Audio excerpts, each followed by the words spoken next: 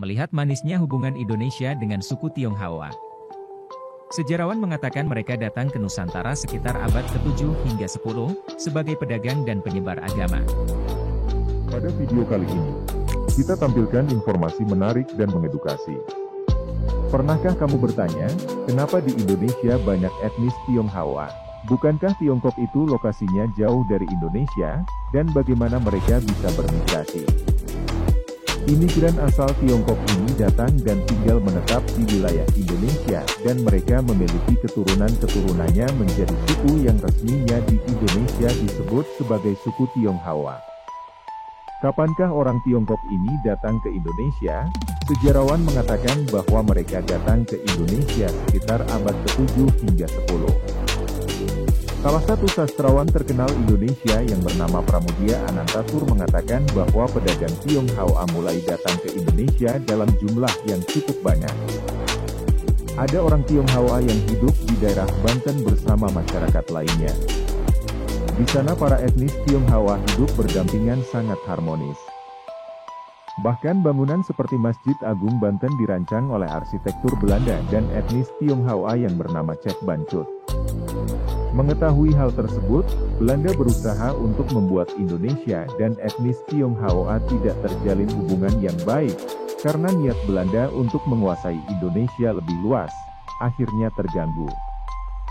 Kemudian Belanda membuat 3 bagian penduduk yakni Eropa Timur, asing, dan pribumi. Salah satu bukti keberhasilan taktik ini adalah berdirinya Sarekat Dagang Islam yang kelak menjadi Sarekat Islam.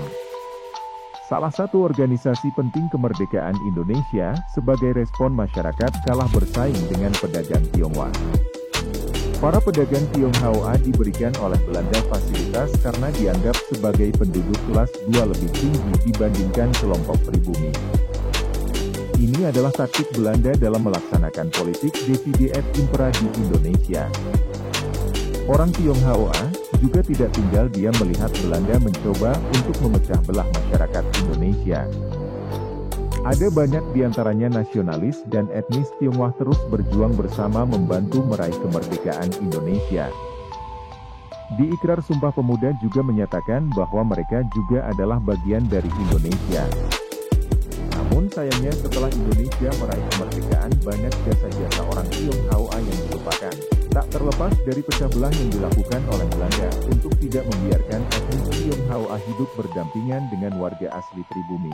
Ada Presiden Indonesia keempat yaitu Bapak Abdurrahman Wahid mengeluarkan Impres nomor 6 tahun 2000 yang bersifat rasial. Dan kemudian dijuluki sebagai Bapak Tionghoa Indonesia. Tapi kita masih sering mendengar berita diskriminasi etnis Tionghoa di Indonesia, terkadang bahkan etnis asli Indonesianya sendiri. Di tahun 1998 mengingatkan kita pada tragedi di masa lalu. Pemerkosaan 8 etnis Tionghoa akan terus meninggalkan luka dalam sejarah Indonesia. Kecurigaan buruk terhadap etnis Tionghoa hanya sebagai pendatang Indonesia bukan rakyat Indonesia sejati. Meskipun sejarah berkata lain, etnis Tionghoa telah menjadi bagian dari sejarah di Indonesia. Sebagai pedagang, pengungsi, bahkan penyebar agama. Namun mereka kerap kali menjadi sasaran untuk disalahkan. Di tahun 1998 kondisi ekonomi di Indonesia tak kondusif, tak jarang dari mereka dituduh sebagai pengusaha listrik dengan kekayaan yang banyak.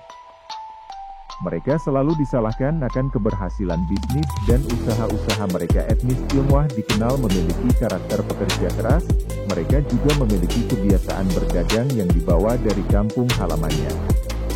Pedagang dan pengusaha inilah yang menjadikan mereka sebagai penengah antara produsen Indonesia dan importir dari Barat. Pemerintah kolonial Belanda dengan sistem politiknya memposisikan mereka di atas dari posisi etnis pribumi. Bahkan mereka sering dipekerjakan sebagai pengawas perusahaan-perusahaan yang dimiliki oleh Belanda waktu itu. Akan tetapi kekuatan industri masih dipegang oleh pemerintahan kolonial Belanda. Masuk di era kemerdekaan, etnis Tionghoa menjadi target kebijakan diskriminatif oleh pemerintahan karena posisi ekonomi mereka yang signifikan. Bahkan seluruh aset milik etnis Tionghoa diambil paksa pemerintah Indonesia. Dan perusahaan asing etnis Tionghoa juga dilarang untuk mengimpor barang. Kebijakan ekonomi nasional yang tidak disertai dengan kemampuan manajemen yang baik, terbukti berakibat buruk bagi perekonomian Indonesia. Bahkan praktik korupsi masih sering terjadi. Apabila semua usaha yang dimiliki oleh etnis Tionghoa diambil alih oleh pemerintah akan lebih mempersulit kondisi Indonesia dengan maraknya kasus korupsi yang terjadi di pemerintahan tahun itu. Dan peristiwa G30 SPKI semakin menyudutkan positif kaum Tionghoa yang dituduh sebagai komunis. Sebagai hasilnya ribuan orang yang dibunuh dari kampanye anti-PKI. Akan tetapi, ini bukan berarti posisi ekonomi etnis Tionghoa mengalami penurunan. Terima kasih. Semoga info ini bermanfaat. Jangan lupa like dan subscribe.